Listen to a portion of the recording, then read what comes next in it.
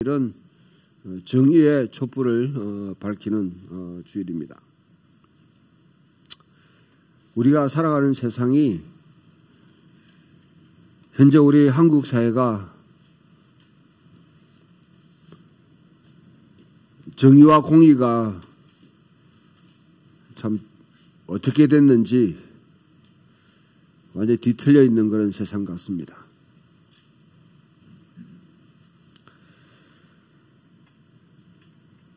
검찰과 이 법원이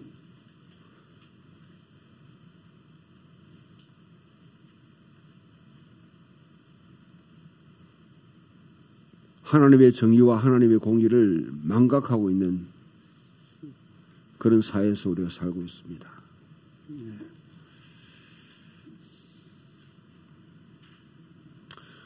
오늘 여러분 읽었던 교독했던 말씀을 생각하면 하나님의 주의 판단력을 왕에게 주시고 주의 공의를 왕의 아들에게 주옵소서.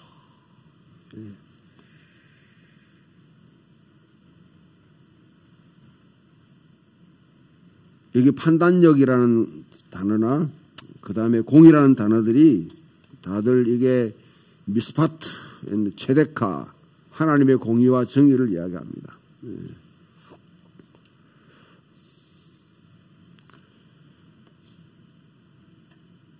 이 사회가 하나님의 참 은총으로 우리가 참 많은 혜택을 누리고 또 축복을 받고 있는 세상인데, 법이라는 것은 사회 계약입니다. 우리 스스로가 이렇게 지키기로 준수하기로 그렇게 했지만은 그 법을 시행하는 자들이 어떤 시각에서 시행하느냐가 굉장히 중요합니다. 우리가 흔히 말하듯이 유전, 무전, 유죄, 유전, 무전, 유죄, 유전, 무죄라는 말이 있지 않습니까? 힘 있는 사람들, 돈 있는 사람들, 때로는 세상에 뭔가 권력에 부착된 사람들은 그런 법망에서 피해 나가고 그들은 기소도 되지 않고 그들은 조사도 받지 않고 그런 세상이고,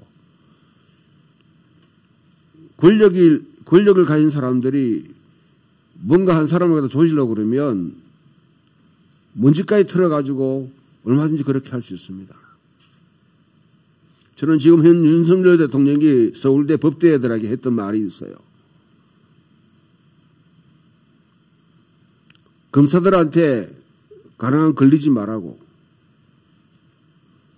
한번 작심하고 조직이 시작하면 거의 뭐냐면 정신 못 차리도록 완전 거들낼 수 있다고 자기 입으로 분명히 이야기했습니다. 지금 우리 한국 사회가 이런 사회예요.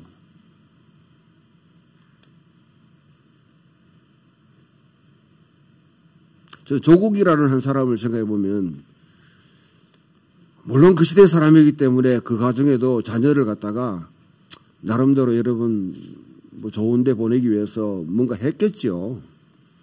근데 여기 있는 여러분 부모들 치고 자기 부모를 위해서, 자기 자녀를 위해서 뭔가를 노력하지 않는 사람이 있습니까?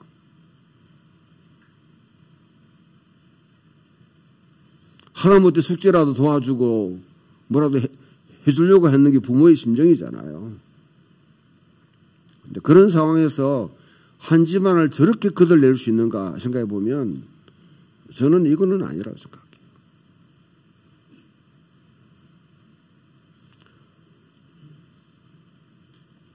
앞에 있는 정부가 북한과의 관계 속에서 여러 가지 하면서 가능한 마찰을 일으키지 않도록 하는 가운데 했던 조치들을, 그건 통치행위에 속하는 건데 그런 들 가지고 사람들을 구속시키고 하는 이런 사회. 제가 얼마 전에 여러분 이 지금 화물연대가 지금 파업하는 상황을 두고 여당에 있는 중요한 국회의원이 나와서 하는 말 듣고 제가 정말 완전히 분통이 터지는 게요. 화물연대 사람들 지금 한 거 다 배부른 사람이 한다는 거예요. 배부른 사람들이. 도움 더 받으려고 한다는 겁니다.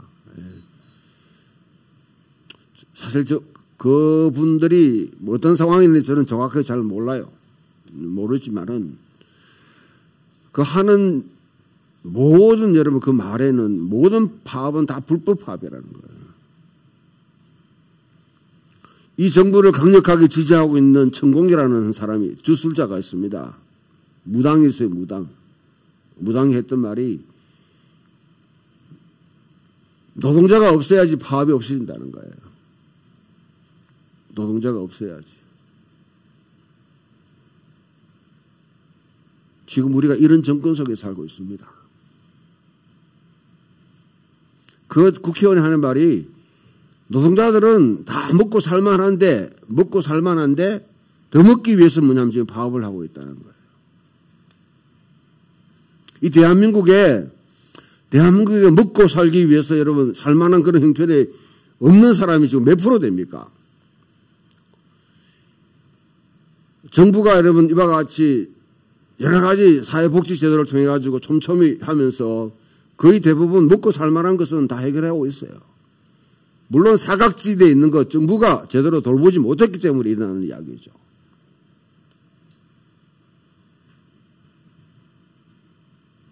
제가 거기 질문하고 노동자들이 더 먹고 더 하기 위해서는 그와 같이 파업을 한다. 그러면 지금 이 땅에 여러분 재벌들이나 돈을 가진 사람들이 더 먹고 더 입기 위해서 하는 조치에 대해서는 전혀 무관심합니다. 재벌들은 수천억씩 수백억씩 여러분 이와 같이 뇌물 받고 뭐 해도요. 그냥 형을 살다가 그냥 하다가 대개는 3년 이상 거기다가 집행유예 해가 풀어져 버려요. 가난한 사람은 알다시피 여러분 편의점에서 라면 한 개 훔쳐도 그거 뭐 6개월 동안 살리고 형 때리는 이런 재판부입니다. 공권력이 정의와 공의에 기초하지 않으면 그건 폭력이 됩니다. 폭력.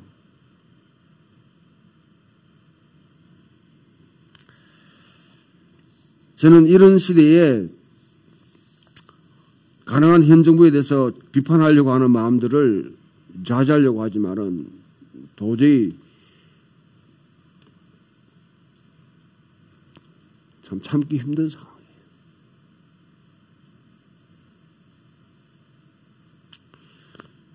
오늘 말씀을 읽으면서 시편 72편 말씀이 어떤 내용이냐면요.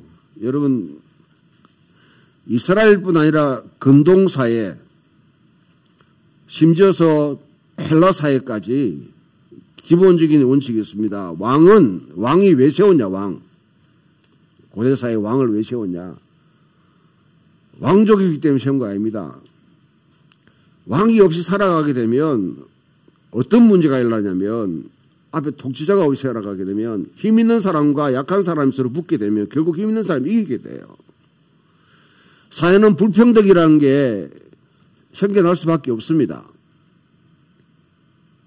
그 불평등한 사회 속에 권력 있는 사람, 힘 있는 사람, 아니면 능력 있는 사람, 아니면 무리를 지은 사람이라든지 그런 사람들이 그 사회에 있는 지하계층들, 특히 가부와 고아와 같이, 나그네와 같이, 아니면 지금 가난한 자들을 얼마든지 짓밟을 수 있습니다.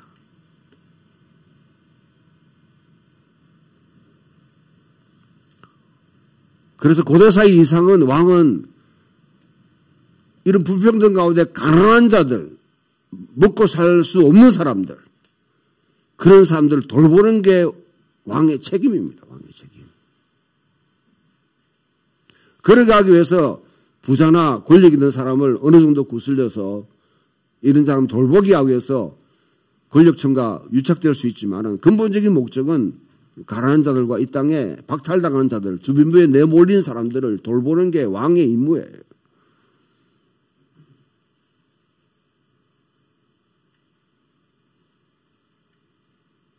여러분들 우리나라 정치 상황을 쭉 보면서 어느 정부가 어떤 여러분 통치자가 이 땅에 가난하고 정말 없고 짓눌리는 사람을 위해서 가난한 여러분 그들을 배려하기 위해서 살도록 만드는 그런 정책을 펼치는지 아니면 계속해서 부자나 아니면 돈 있는 사람, 힘든 사람들의 권력을 계속 덧붙이기 위해서 하는지 그것을 여러분 분별할 수 있는 분별력이 있어야 됩니다. 저는 우리나라의 야당과 여당에 대해서 여러분 말하고 싶은 마음은 없습니다.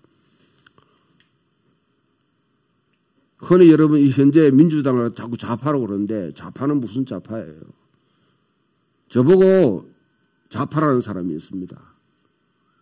제가 여러분 알다 제가 지금 속해 있는 여러분 학교는 현 정부를 지지하는 그런 여러분 학교입니다.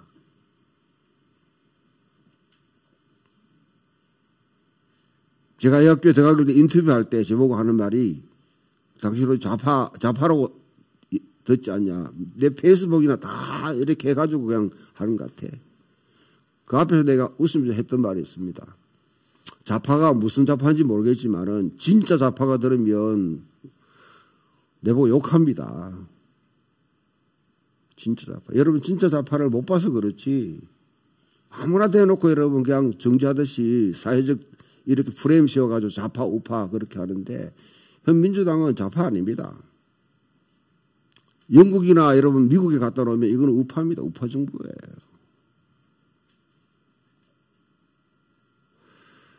적어도 그리스도인으로서 여러분 우리가 판단한 것은 이데올로기에서 우리가 판단한 것이 아니라 여기 있는 성경을 통해서 성경 어디에도 진리를 왜곡시키고 여러분 법의 잣대를 갖다 자기 마음대로 주물락주물락 거리는 것 갖다 친송하는 것은 아무도 없습니다. 성경 어디에도 부자를 갖다가 가난한 자를 짓밟는 정부 아니면 그들을 칭송하고 그들을 갖다 위해서 뭔가 뒷받침해주는 성경 구절 한 줄도 없습니다. 하나님은 가난한 자의 편입니다. 미안하지만 그렇다고 부자를 정죄하지는 않습니다.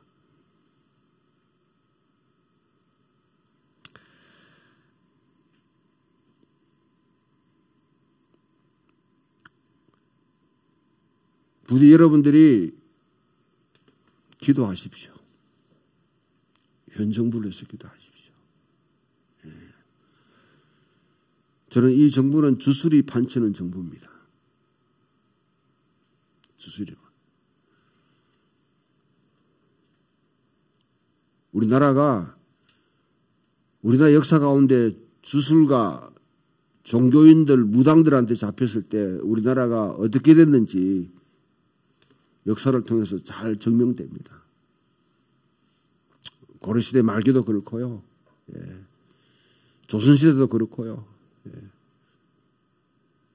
그런데 빠져들지 않도록. 예. 주술가들은 정의라는 게 없습니다. 주술적인 종교에는 정의라는 건 없습니다.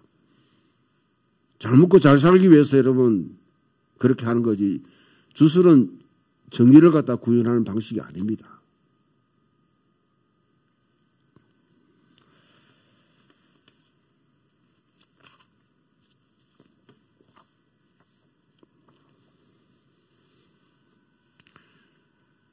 이사야 말씀에 보게 되면 이 말씀은 여러분 제가 숱하게 많이 언급했던 그런 말씀인데,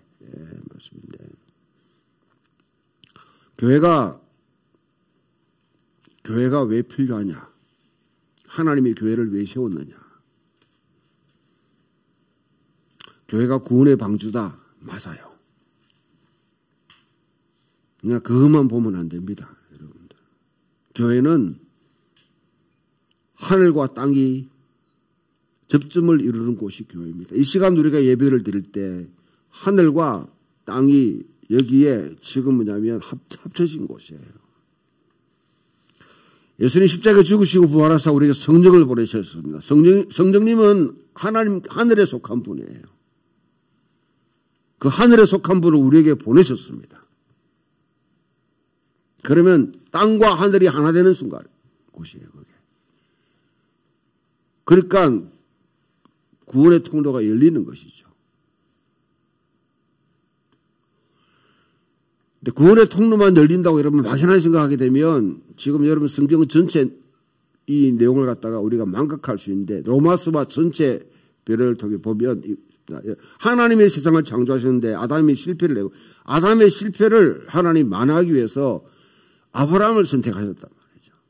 아브라함을 통해서 이스라엘을 갖다 창조했습니다. 이스라엘에게 하나님께서 이 망가진 세상을 고치기 위해서 우리에게 토라, 십계명을 비롯 오늘 우리 읽었던 십계명을 주셨고 십계명을 통해서 하나님을 경외하는 백성이 되라고 우리에게 야훼 하나님을 경외하는 백성이 되라고 그렇게 이스라엘에게 사명을 주었습니다.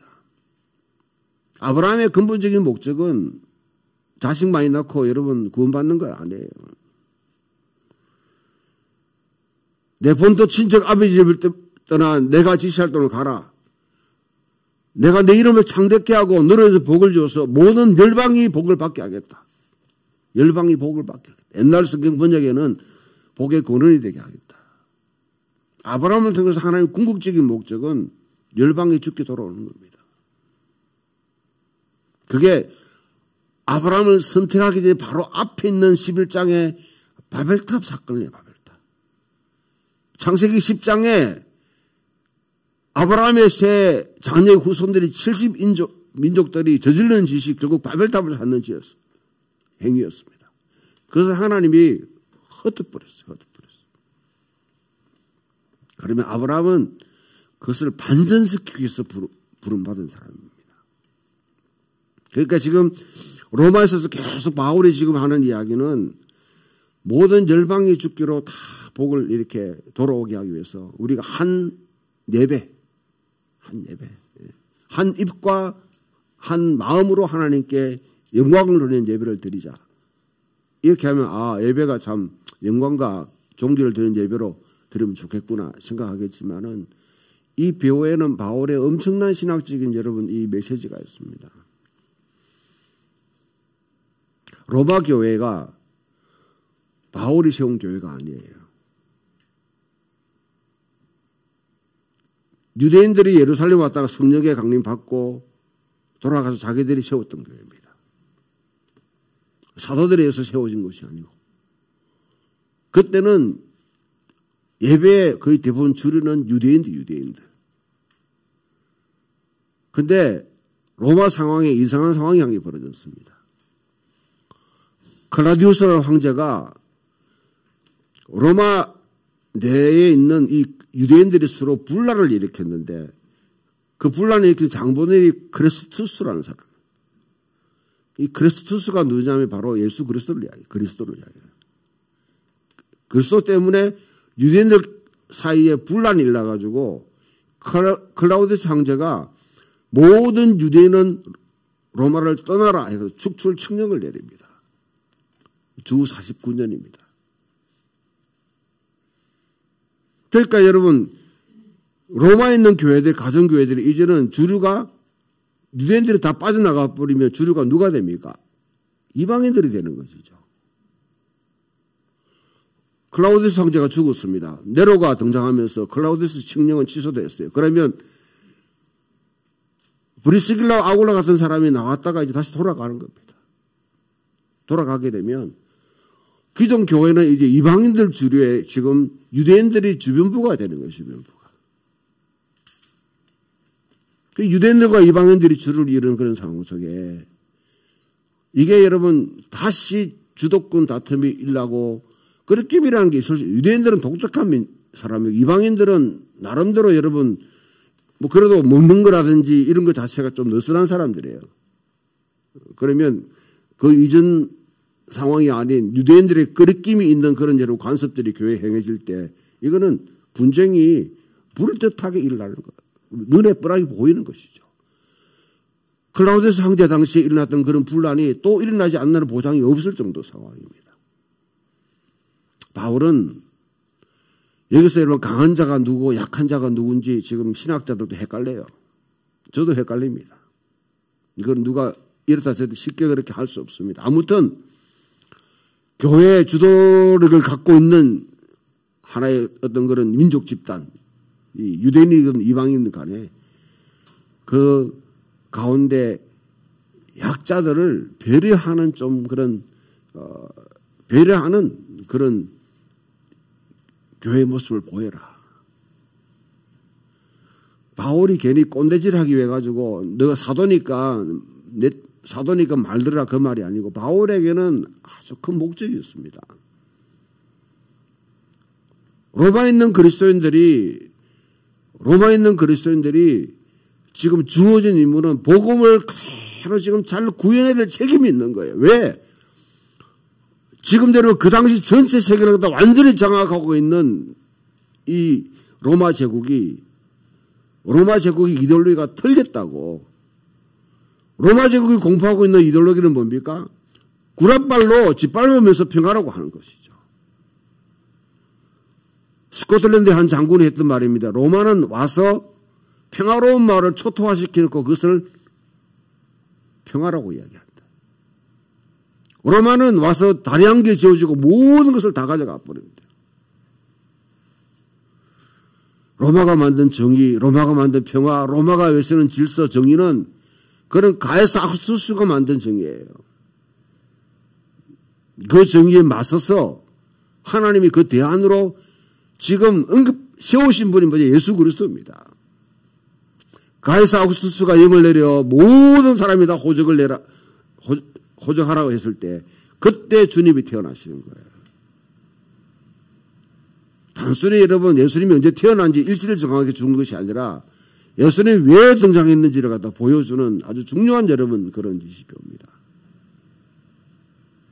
그 로마 제국 내부에서 진짜 예수를 믿는 자들이 로마 제국과 똑같은 짓을 행한다고 그러면 어떻게 복음의 능력을 드러낼 수 있겠냐는 거죠.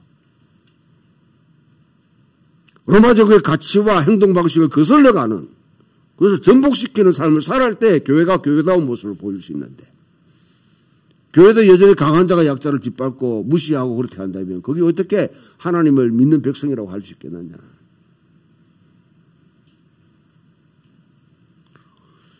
바울은 이것을 기반으로 해서 자기가 스반부, 지금 스페인이나 여러분 프랑스로 사역하기를 원하는데 로마 교회 자체가 복음을 제대로 이해하기 못하시니까 답답해서 편지를 쓴 게 로마서입니다. 로마서.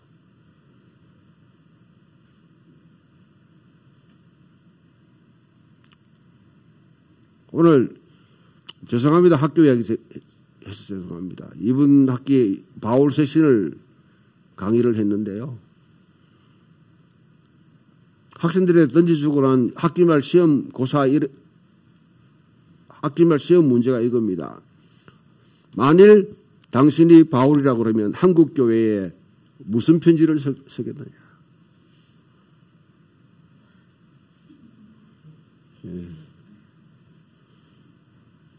만일 여러분들이 바울이라고 그러면 이 한국 교회에 편지를 쓴다면 무슨 편지를 쓰겠어요? 잘 먹고 잘 살고 여러분 현금 많이 하고 주일 지키고 건물 많이 세우라고 하시겠어요? 신전지처럼 여러분 그 사이에 10만 명 불렀다고 여러분 자랑하면서 그와 같이 숫자 늘리는 그거 하라고 여러분 바울이 우리에게 하겠습니까? 성경에 바울 쓰신 13편에 그런 거 한 구절도 없습니다. 숫자 늘리고 건물 세우고 하는 문제에 바울 관심 없습니다. 그 땅에 뿌리 내고 있는 교회가 진정한 하나님 나라의 가치를 가지고 그 사회를 주도하고 있던 여러분 그 가치를 전복시키면서 예수를 믿는다는 게 무엇인가 분명히 차이점을 드러내도록 하기 위해서 바울은 그와 같이 13편의 편지를 갖다가 있는 교회들마다 다 던져주는 겁니다. 그 바탕 속에 오늘 우리 로마서 15장에도 인용됐습니다마는 이사야 11장이 등장합니다.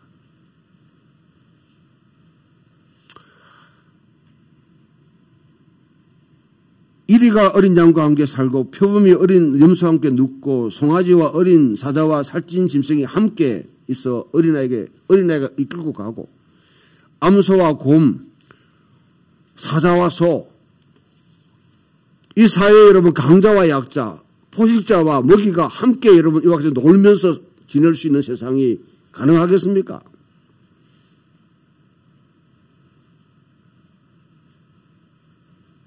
서로 파업하고 데모하고 이와 같이 여러분 그런 세상이 아닌 정말 서로가 여러분 축하하면서 서로 축복하면서 서로 감사하다고 하면서 지낼 수 있는 세상. 그게요 힘 있는 사람, 권력 있는 사람들의 잘못을 감추고 약자들, 억울함을 당하는 사람들, 짓밟힌 사람들의 입을 갖다가 틀어막는다고 되는 게 아니에요.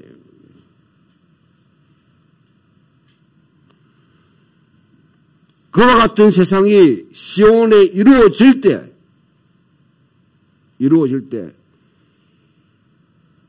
그때야 비로소 대저 여호와를 인정하는 것이, 여호와를 아는 지식이 온 세상에 가득하리라. 물이 바다를 덮은 것 같이. 오늘날 우리가 보게 되면 한국교회가 선교 참 많이 했습니다. 한국교회 선교사님들의 특징이 있어요. 가면 무조건 교회 세워요. 사람들을 모아요. 그게 선교라고 했습니다. 우리에게 선교사님 계시지만은 우리 선교사님이 그런 사역하는 분은 아니기 때문에 내가 그래도 안심을 드리고. 온 목사님이 선교제 교회 한 번도 안 세웠죠. 세울 겨를도 없이 그냥 열심히 사역하셨는데 지금 동북아에 여러분 중국 동북아에 교회 한국 교회 가가지고 건물 많이 세웠습니다. 그 교회들 3분의 2 지금 다 문 닫았어요. 저 필리핀에 갔는데요. 필리핀 어느 교회가 세운 교회 10군데 가운데 6군데 문 닫아 사람이 없어요. 가보면 알잖아요. 교회에 이끼가 끼어있고 여러분 건물에 곰팡이가 피어있으면 그거는 쓰지 않는 건물이라는 거잖아요. 교회 세운다고 교인 끌어모은다고 초코파이 주고 여러분 선물 줘가지고 교회 모은다고 그게 선교 아닙니다. 그게.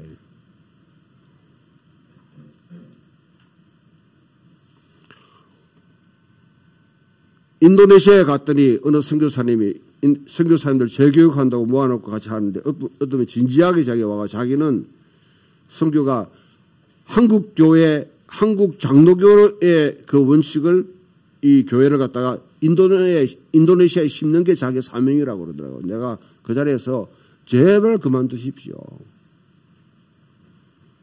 그거 선교 아닙니다. 인도네시아가 한국보다 400년 전에 여러분 이미 기독교를 받아들인 곳이고 토속 기독교가 있습니다. 그 기독교는 다 깡그리 무시해버리고 전혀 이국적인 한국의 기독교를 왜 거기 이식시켜. 이게 대표적인 제국주의예요. 이게 식민주의입니다. 신앙. 거기 있는 삭을 살려주고 거기 있는 공동체가 살아나도록 하는 것이 바로 여러분 선교의 본래 임무죠. 그게.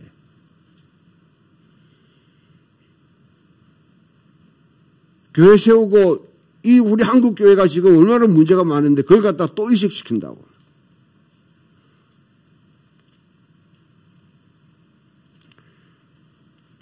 진짜 복음을 전해서 진짜 복음이 무엇인지를 가르쳐주고 복음이 그 땅에 뿌리를 내리도록 해야 돼요. 복음이. 교인 숫자 많이 세우는 것이 아니라 그런 사회를 만들어야 되는데 그러기 위해서 어떻게 해야 되냐. 세례 요한이 우리에게 다시 한 번 더 말해줍니다. 세례 요한은 주의 길을 예비하는 자입니다. 더 크게 말해 야훼가 시온으로 귀환하는 길을 갖다 지금 마련하기 위해서 지금 선구자로 지금 나서 있는 거예요.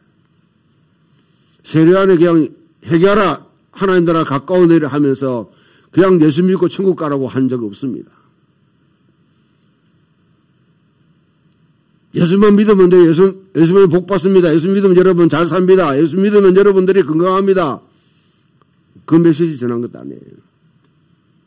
이게 독사의 새끼들아 하면서 이렇게 외치는 거예요. 성경에 있는 거예요. 제가 욕한 거 아닙니다.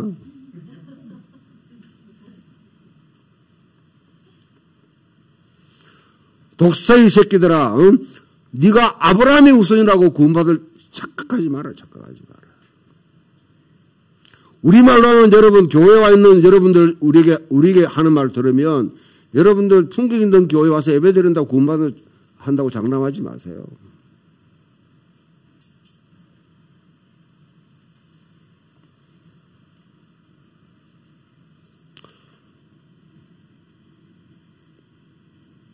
하나님께서 좋은 열매 맺지 못하는 나무는 도끼로 다 찍어버린다는 거죠. 찍어버리면 그거 가지고 불쏘시개로 밥 하는데 그냥 여러분 그와 같이 캠파이어 하는데 불로 그렇게 사용하신다는 거죠. 누가복음을 보게 되면 세례요한은 구체적으로 이야기합니다. 세례에게 세리 너 지금 뭐냐면 제국적인 정부 속에 그와 같이 부역하고 그만둬 지금 그렇게 하지 않아요. 세례라는 직분도 세금 징수원이 필요하잖아요. 우리나라에 여러분 우리나라에 국세청 없으면 사업하는 사람 다 좋지 싶어. 특히 직장인들은 유리지갑이니까 다 털리죠. 그대로 원천 징수 당하죠. 어느 나라에도 세리가 존경받는 사회는 없습니다. 세례요한이 세리직 그만두라고 그거 사람들의 별로 인기 없고 그거는 이 헤롯이나 아니면 로마 정부에 부역하는 그만두라고 하지 않습니다. 정한 것 외에 받지 말라. 정한 것 외에 받지 말라. 네 직무에 충실해라. 군인들에게 강풀을 행하지 마라. 칼과 금으로 다른 사람을 그와 같이 인권 유린하듯이 그렇게 하지 말라는 거예요. 옷 간단해요. 세례요한이 우리에게 제시했던 거 여러분 잊지 마세요. 옷 2벌 1벌 줘라. 집에 옷 2벌 이상 있죠? 주면 돼. 밥 먹을 거, 내 먹고 살 거 왜 더 있다? 없는 사람 나눠주라는 겁니다. 가장, 너무 간단하잖아요. 너무 간단하지만 굉장히 강력하지 않습니까? 그게 바로 주님이 오실 길을 예배하는 것입니다. 대저 여러분 산은 거친 산, 이와 앞에 버티고 있으면서 장애물이 되고 견고한 진처럼 뭐냐면 사탄의 견고한 여러분 그와 같이 통치를 이루고 있는 그것을 깎아내리는 거예요. 평지가 되게 하는 거예요.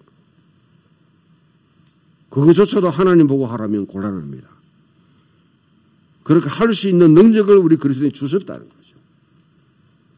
낮은 골짜기를 도두고 이 땅에 인권이 유린되고 인간의 가치가 저하되고 있는 짐승처럼 여김받는 곳을 도두어서 정말 하나님의 형상대로 지음받은 인간의 살 수 있는 길로 만들어주고 구불구불하게 여러분 왜곡되어 있는 길들 사법이라든지 법이라든지 가치가 교육이 다 뒤틀리는 이런 가운데서 그것을 쭉 바로 펴주면 그것이 바로 주님이 오시는 길을 예비하는 겁니다. 성탄절입니다. 주님이 이미 오셨어요. 우리 지난 동안 주님이 오신 날을 다시 기념하면서 기대하고 기뻐합니다. 축하합니다. 이번 성탄절에 어떤 주님이 우리 가운데 임재하기를 원하십니까? 그 주님이 오실 길을 나는 지금 예비하고 있는지 우리 공동체는 지금 그 길을 닦고 있는지 오늘 말씀을 통해서 우리에게 경고하고 있는 것이죠.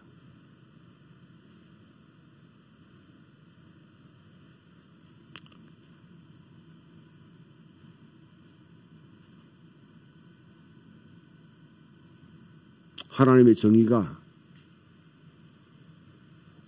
오롯이 이 땅에 이루어질 수 있도록 앞에도 언급했습니다. 알렉산더의 대왕의 아버지인 필립이 한 가부가 와가지고 계속 자기의 억울함을 풀어달라고 막 이렇게 하니까 아예 만나지 않는 거예요. 만날 기회를 안 주는 것이죠. 그러니까 이 가부가 나중에 그 왕한테 하여튼 어떤 방식 앞에 가가지고 찾아가서 왕이요. 나 같은 가부의 말을 들을 시간이 없으면 왕되기를 포기하세요. 왕노릇 그만하세요. 이 말입니다. 그 이야기를 듣는 빌립 2세가 정신이 바짝 들어가지고 그때부터 여러분 그 사이 연약한 사람, 약한 사람 이야기를 듣기 시작해요. 돌보기 시작했습니다. 그래서 위대한 왕이 됐다는 말이죠.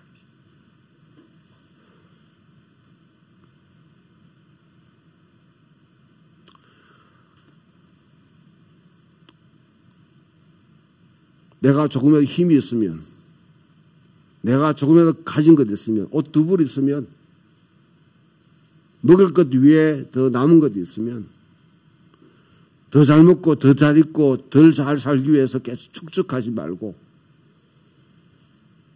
내가 가지고 있는 것을 흘러보낼 수 있으면 거기에 능력이 생깁니다. 이게 있는데요. 이거 올리면 힘들어요. 그래도 이거 하루 종일 올리면 힘들겠죠. 힘들겠죠. 이거 떨어뜨리면요. 파괴력이 있습니다. 파괴력이 있어요. 내가 있는 조그만 이 연필 한 개라도 떨어뜨리면 파괴력이 있습니다. 끌어올리려고 그러면 남의 힘을 빌려서 해야 돼요. 그러나 내가 가지고 있는 것을 이렇게 흘러보내면 거기에 능력이 생깁니다.